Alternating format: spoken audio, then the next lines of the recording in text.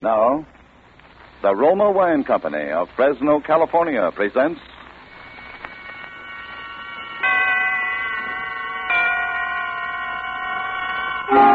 Suspense.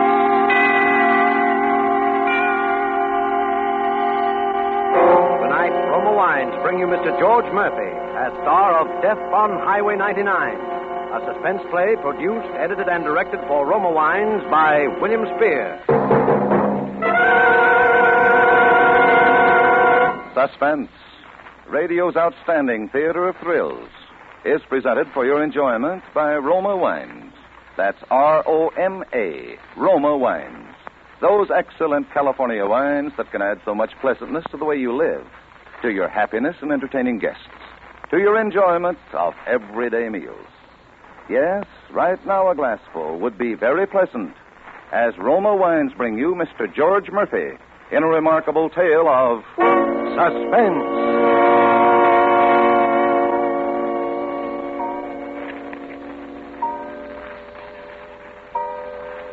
Dear Julie, the clock here in my room has just struck 7, which means I have about an hour for writing this letter to you. I guess already you've said, who's this from? What goes? So I'll tell you right off. Remember Morton Blake? Speed Blake, they called me in high school. The guy who sat behind you in Algebra 2 and chemistry? Well, that was more than 7 years ago. And I'm writing to you because there's no one else in the world that I give a darn about. There never has been, Julie, since I saw you the first time. Well, I sure had other plans about you, and that's probably a surprise, too, because I never had the nerve to let you know I was alive before. But as it is with me now, this letter is all you'll ever know. A letter telling what a mess I've made of things, what a mess I've made of my life. You see, Julie, it's because I always decided too late what to do, because I always was a coward. That's why I never spoke up and told you back then what I thought about you until it was too late. And you married someone else. That's why I'm writing you the last letter I'll ever write. To a girl who can't even remember my face. That's why I'm waiting for Captain Shannon to come and get me. You see, Julie, I'm a murderer. Yes, in just a little while I'll see the squad car pull up outside, and then all the fumbling and mistakes will be over. But I want you to understand, that's all. Because it really was all her fault, Pauline's. Do you remember Pauline? She was that strawberry blonde who hated you so much. Of course, Pauline hated everyone. She was so sharp and mean and not like you. But when you got married, I married Pauline just to show myself that I didn't care. Just because she was there handy and you were lost. It was 5 long years we were clawing each other like two cats tied in a sack. Right up to that last night. She'd gone to a show alone. I picked her up afterwards. I was a little late, so she really began writing me. She was in a fight. One thing after another. I tell you, I've just about had my fill, Maud. I've stood as much as I'm going to. As much of what? As much of what? Oh, look, Pauline, I worked late. I'm tired. Now, why don't you just sit there and be quiet? Yes, you'd like that, wouldn't you? You'd like it if I was deaf and dumb. But you won't shut me up, Morton Blake. When I want to talk, I'll talk. What are you stopping for? It's a boulevard stop sign. Oh, isn't that silly? It's almost 2 in the morning. There isn't a car in sight. Oh, Paulie, let me drive the car, will you? All right, sure. Take your time after I waited almost an hour in the cold. You don't care about anybody but yourself. Pauline. What? Look, let's stop kidding ourselves. Let's be honest for 5 minutes. Honest. You're a fine one to speak about being honest. I just wonder if it really was work that kept you tonight. After all, I know a couple of things. Forget all that, will you? And listen. What I'm trying to say is our marriage is finished. You know it and I know it. It was no good before we started. Yes. And whose fault was that, may I ask? I know what you were thinking of then. I know who you were mooning about. I know that. Oh, all right. But why should you and I go on? Why don't we just call the whole thing off? You've been working too hard, Mort. You're delirious. Do you really think I'd ever give you a divorce? Well, it's as bad for you as it is for me, Pauline. Why not? I got my reason. But we're wasting our lives. You're still young and pretty, and you could get a much better deal. You think you could, too, don't you, Mort? Oh, I don't know. Well, just because you want your freedom so much, it's no go, see? Because I like to make you squirm, because I loathe and despise you. Do you get me, Mort? Yes, I get you. Pauline, let's don't talk anymore. Let's forget it. Look, you don't have to speed up just because we Look, started... a minute ago I was going too slow. You said... Never mind what I said. Stop going so fast. Well, I'm under the limit. Dry up. Mort will turn over. Oh, I said dry up. But, Mort, there's somebody on the road. Martin! Look out, they're going to hit him! You hit him. You hit him. You stay in the car, Pauline. Don't go, Mort. Maybe he's dead. Maybe. Just stay where you are. He's moving. Hey, mister. Mister, can you hear me? Not your fault. Couldn't see me in the dark. Now, don't try to talk. Here, just hang on to me.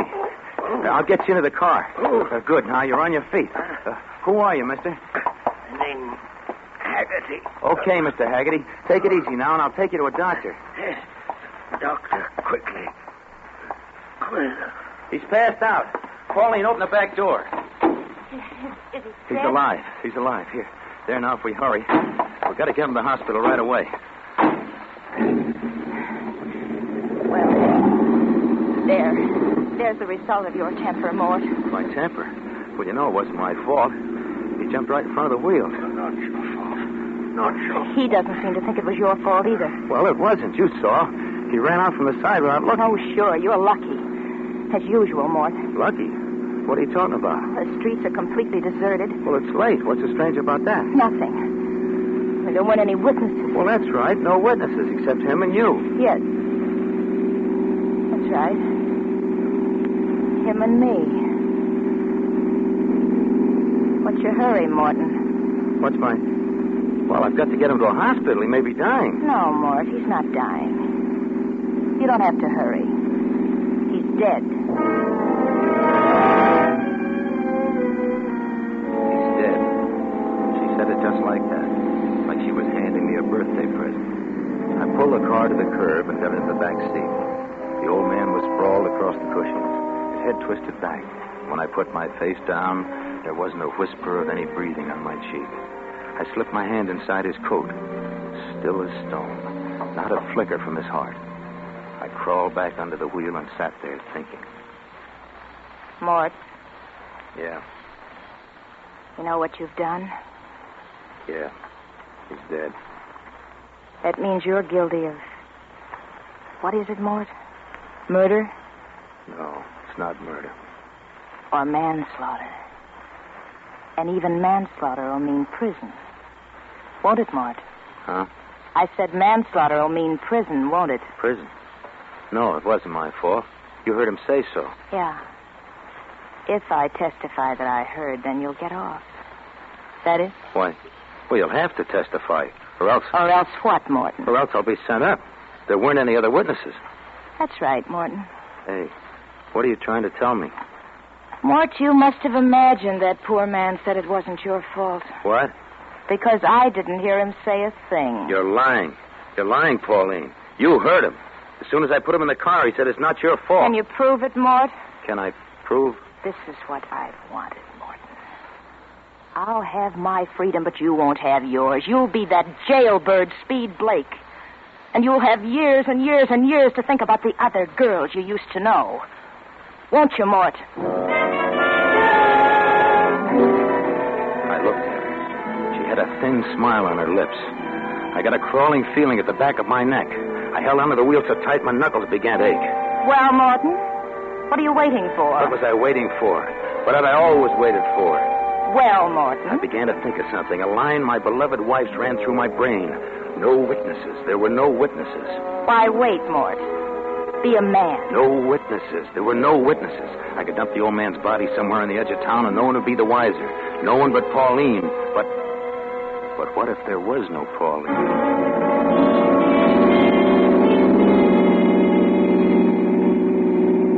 Where are you going? This isn't the way, Mort. Morton, look at that speedometer. Morton, you're going the wrong way, Mort. We're way past the city limits. Morton, stop this car at once. Stop it, do you hear? Okay. I'll stop the car, Pauline. Oh. Mort, you didn't really believe me when I said I wouldn't testify? Did you, Mort? Yes, I believed you. But I was only kidding. I wouldn't think of not telling you. I believed you, Pauline. But you know I'd never do I so. believed you, and so I'm going to kill you. You're joking. Am I? You wouldn't dare, Mort. Anyway, how could you? Look outside, Pauline. Did you notice where we are? What do you mean? We're on Austin Bluff. Remember the cliff just ahead? Oh, Martin. Must be at least 300 feet to the bottom. It's a pretty picture, huh, baby? Oh, please. Come Please, on. Martin. Come on, get out of the car. No. Oh, no. yes. We're going for a walk, Pauline. No. A walk in the moonlight. No. Just you and me. After 5 years, we ought to have a little romance, we two. She didn't budge. Her eyes blazed at me. I got out of the car and closed the door. Walked around to the other side to pull her out. But she locked the door from the inside before I got there. I ran fast, back to the other side. I wasn't fast enough. She'd locked that door. And the back doors, too. She and Haggerty were locked in. Oh, it made me crazy wild to see her little white face in there. The face that had kept me from anything a guy could want in life. Open up. Open up the door. You can't get away. I got the key, so quit stalling. Open up. Stop it. Stop that horn or I'll... Okay, I'll fix that. You won't keep that racket up long, sweetheart. Let's see now. Which is it? There. Got him. You see, Pauline? You'd be smart to come out and get it over with. I pressed my face against the glass. She was crouched down in the front seat. Her eyes watched every move I made.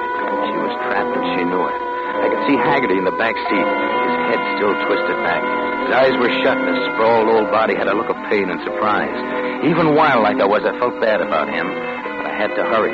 Pauline was fooling with the lights, flashing them on and off. I fell around on the ground and I found a good solid rock. I picked it up and I showed it to her. Open up. This is your last chance or I'll smash the window. Okay, whatever you say, baby. Here we go. No, Martin, no. And now for that walk. No, don't. Come on. No, don't, Mort. Don't hurt me, please. Come don't on. hurt me. Come on, I'll stop that screaming. Mort. Now, I think it's a clear drop here. No ledge. See that glow down there? That's water. Taylor Creek. Clear all the way down. Oh, you want to talk, huh? Okay, talk. You can even yell. No one will hear you now. You can't do this, Mort. I promise I won't hurt you. You're not the kind of person to kill. You can't do it. Martin, you can't do it. Can't I? No, please. You'd please. be surprised what I can Mort, do, Pauline. Please, let me. No, please. Stop it, Goodbye, Mort. baby. Goodbye. Sweet dreams.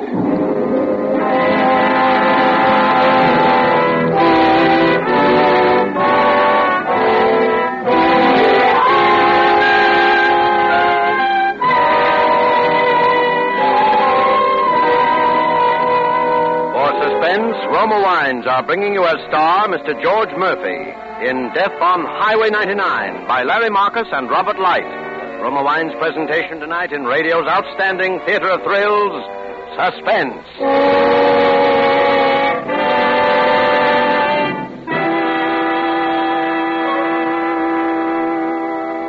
Between the acts of Suspense, this is Truman Bradley for Roma Wines. Evening is the mellow time of the day, and the time for a mellow wine, a pleasureful wine like Roma California Port. Says famed hostess Elsa Maxwell, at night after dinner, relax in the living room and enjoy a glass of delicious Roma Port, served cool. I find Roma Port is delightful, too, with sandwiches or snacks. Yes, red Roma Port is rich and fruity, a proud and gracious wine in a family of great wines.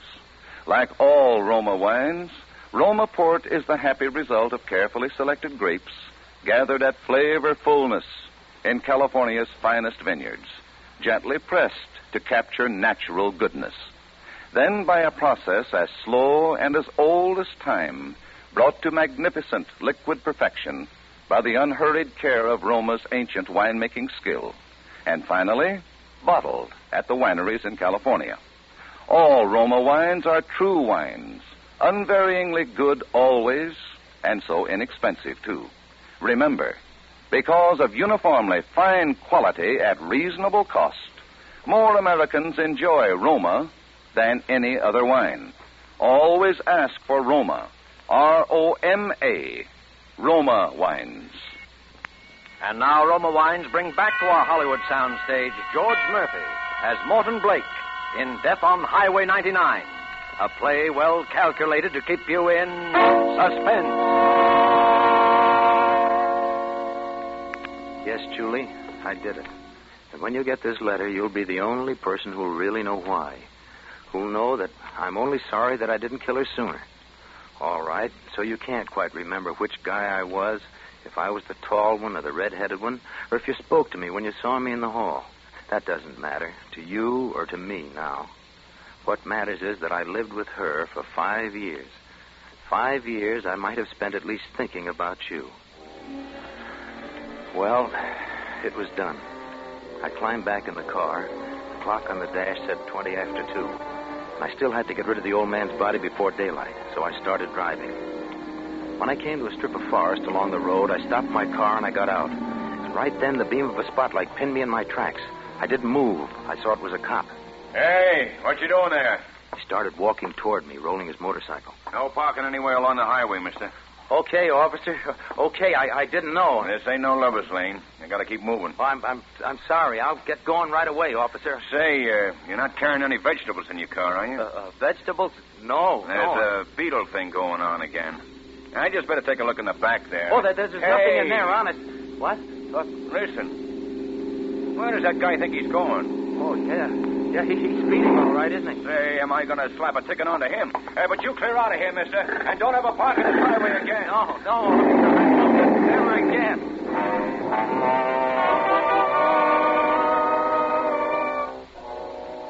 So I took another road and got back on Highway 99. By then, I felt jittery. I smoked one cigarette after another, and the sweat was rolling down my face. I found another spot, and this time I made sure I was alone. Then I parked the car, and I opened the back door. I reached in for Haggerty's body. He was still limp and warm, and really, I was sorry about him. You see, that proves I wasn't the killer. That proves it was her fault, Pauline. And if she hadn't been like she was, I never would have killed. Not anyone. Well, I got the old man out onto the road, and I left him there.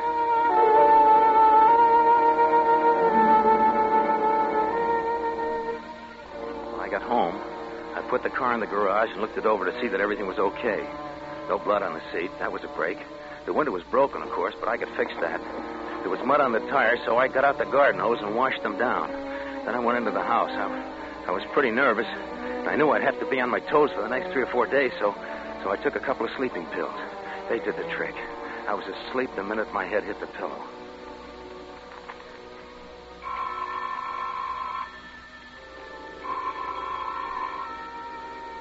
The telephone sounded like it was ringing miles away. I didn't know if it was day or night, but I stumbled down the hall, shaking my head, trying to clear my brain. Hello? Hello? Is this Morton Blake? Yes. This is Sergeant Graham down at headquarters. Yeah. Is anything wrong? I got some bad news for you, Blake. Bad news?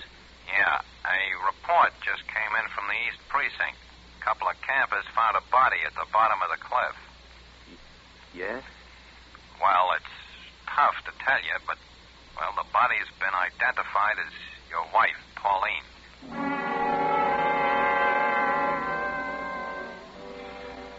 It looked like an accident. They didn't suspect a thing. I was in the clear. The sleeping pills were still working. I wanted to go back to bed, but I didn't dare. I had to get down to that morgue right away to identify what was left of Pauline. I thought that might throw me, but I was as cold as steel when they took me in to see her. They were watching me, so I pulled an act. Hey, take it easy. Take it easy there. Here, sit down here. Oh. I'll get you some water. Oh, thanks.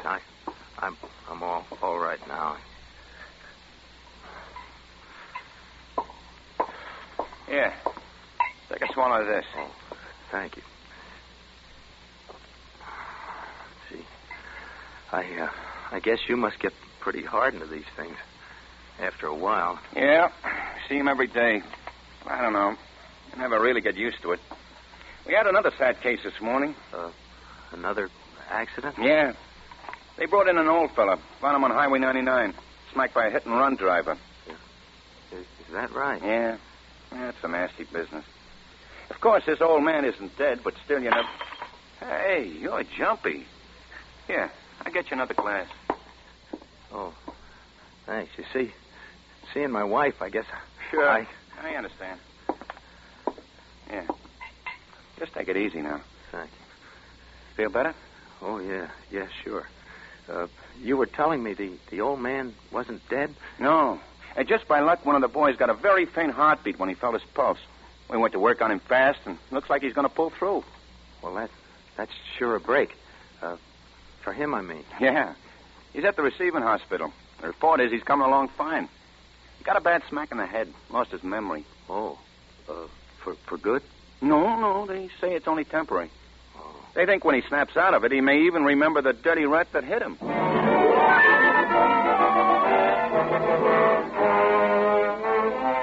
Haggerty was alive. Alive. Well, of course, I should have been glad. The poor old guy had never done anything to me. But I couldn't think that way then. Haggerty was alive, and he'd remember me. And he'd remember Pauline was with me. I almost gave up. I almost shouted, all right, I did it. I killed my wife. But something kept me fighting. Long enough to get out of there. Long enough to drive to the hospital where Haggerty was. It was an awful chance to take, but I couldn't stay away. I was just walking up to the desk to find out its room number. Blake. Aren't you Morton Blake? Yes, I am.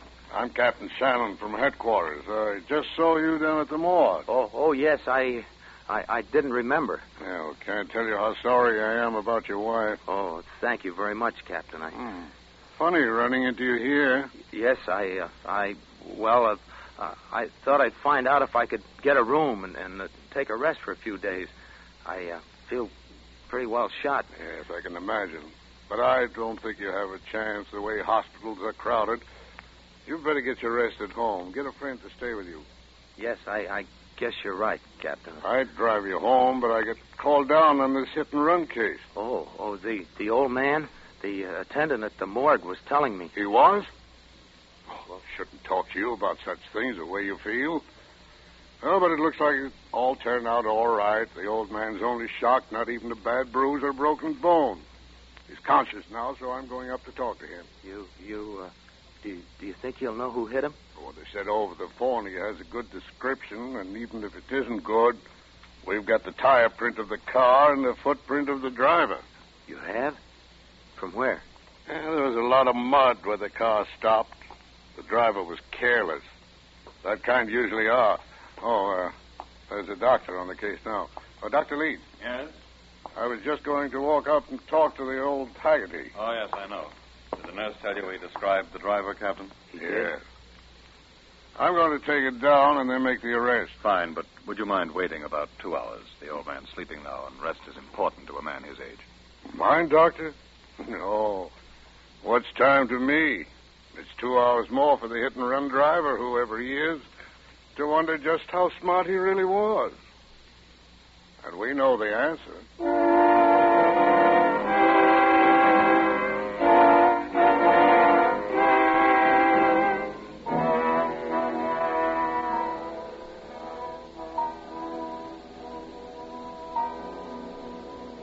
So, Julie, I'm waiting now. I'm writing you all this because I got a crazy idea that you have a right to know. You, a girl I knew 7 years ago, who won't remember me, who won't remember that nickname, Speed, or if I had freckles. I did. Or if you signed my book on class day. You didn't because I didn't have the nerve to ask you. So maybe it isn't a real girl at all that I'm writing this to. I guess I'm writing to how I failed. To how I never did anything in time. To how I thought good and acted bad. You see, what I think you were adds up to how much I failed. I guess every guy in the world has someone like you. A girl in a blue dress. And success is having her now, not back a long way in the past. They drove up now. Captain Shannon and, yes, a couple of cops. And Haggerty. Old Haggerty's walking. Okay. Well, I only got seconds to get ready for them. So goodbye, Julie. Goodbye.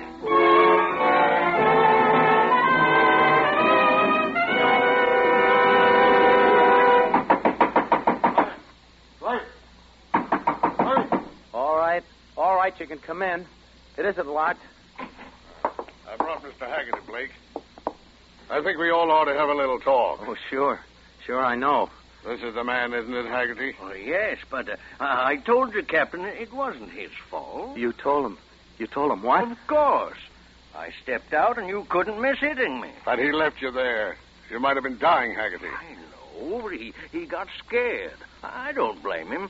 I'm not going to make any charges, Captain, and that's that. Well, I guess that's all, Blake. Oh. Oh. You ought to be happy about it. But didn't he tell you about Pauline? About my wife? What about your wife? Well, that she was with me in the car? Last night? Your wife was with you? Haggerty. He didn't tell you? And now it's too late. Well, what's wrong with you, Blake? Somebody get some water. It's too late.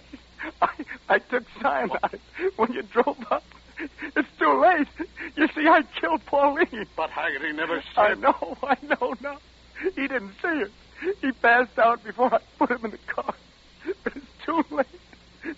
It's funny about me, Captain. I was always too late. And they used to call me Speed. Oh, Speed Blake.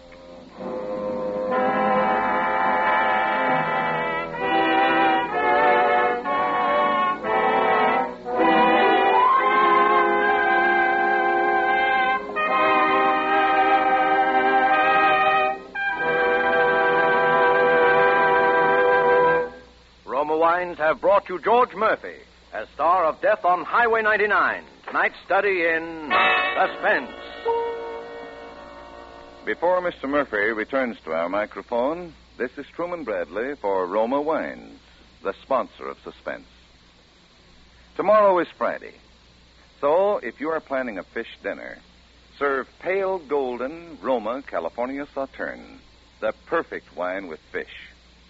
Famed hostess Elsa Maxwell says, Roma Sauterne tastes exactly right with every kind of seafood. I serve my guests chilled Roma Sauterne often because it adds so much to the pleasures of dining. Yes, you'll enjoy the delicacy of fragrance and taste goodness of Roma Sauterne with fish or fowl. They are perfect flavor mates. Just before dinner, mix up some cocktails with full-flavored Roma vermouth, sweet or dry, made and bottled in the heart of California's famous vineyards. The better vermouth that makes better cocktails. Get Roma Sauterne and Roma vermouth the next time you shop.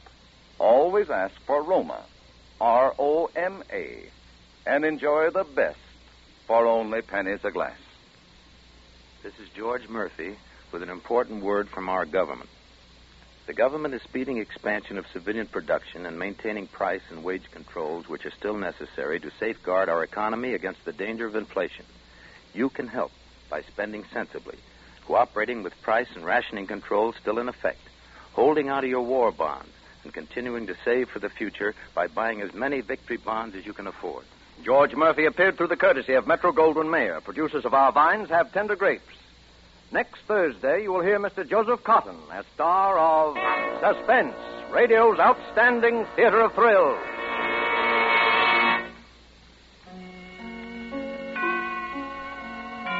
This is CBS, the Columbia Broadcasting System.